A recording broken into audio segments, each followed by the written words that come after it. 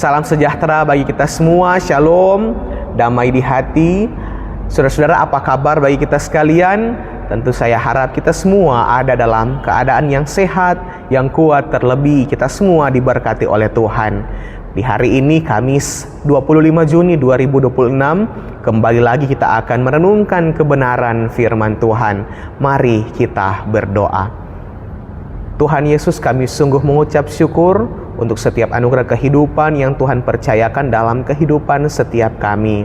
Terima kasih Tuhan atas kesempatan-Mu, sehat kuat boleh kami nikmati, dan di saat ini kami akan membaca dan merenungkan kebenaran firman-Mu. Maka biar karenanya kami memohon Roh Kudus-Mu menaungi setiap kami, sehingga firman yang akan kami pahami bersama boleh semakin meneguhkan, menguatkan iman percaya kami. Terima kasih Tuhan, kami siap dibentuk oleh kebenaran firman-Mu. Amin. Firman Tuhan di hari ini kita baca dalam Kejadian pasal 9 ayat 8 sampai ayat 11. Begini bunyi firman Tuhan. Berfirmanlah Allah kepada Nuh dan kepada anak-anaknya yang bersama-sama dengan dia. Sesungguhnya aku mengadakan perjanjianku dengan kamu dan dengan keturunanmu dan dengan segala makhluk hidup yang bersama-sama dengan kamu, burung-burung, ternak dan binatang-binatang liar di bumi yang bersama-sama dengan kamu, segala yang keluar dari bahtera itu, segala binatang di bumi. Maka kuadakan perjanjianku dengan kamu, bahwa sejak dini tidak ada yang hidup yang akan dilenyapkan oleh air bah lagi, dan tidak akan ada lagi air bah untuk memusnahkan bumi. Judul renungan firman di hari ini ialah perjanjian damai atas seluruh ciptaan. Keluarga Kristen yang dikasihi dan diberkati oleh Tuhan, realita yang terjadi di saat ini bahwa krisis ekologi telah menjadi masalah global yang tidak bisa dibiarkan begitu saja demi kelangsungan hidup semua ciptaan di bumi ini. Masifnya pembangunan yang menekankan pertumbuhan ekonomi dan industri telah mengabaikan pemeliharaan lingkungan, bahkan merusak ekosistem.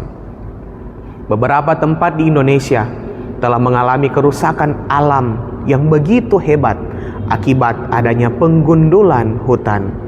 Rusaknya hutan Kalimantan yang terkenal sebagai paru-paru dunia, dan tentunya aktivitas pertambangan di Papua yang tidak hanya mengeruk hasil bumi melampaui ambang batas, tapi juga merusak lingkungan hidup dan ekosistem laut.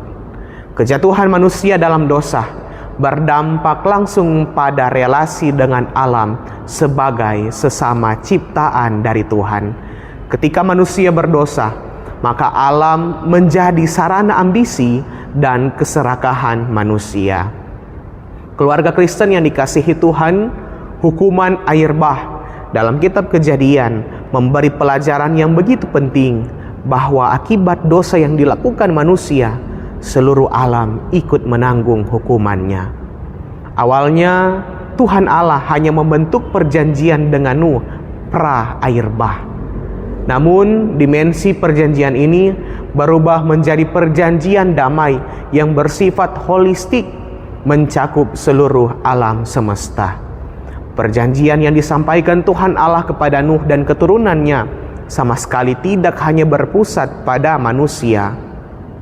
Tuhan Allah memasukkan seluruh ciptaan dalam perjanjiannya ini, yang menyadarkan kita bahwa pemulihannya dan pendamaiannya tidak hanya berlaku bagi manusia, tetapi seluruh ciptaan.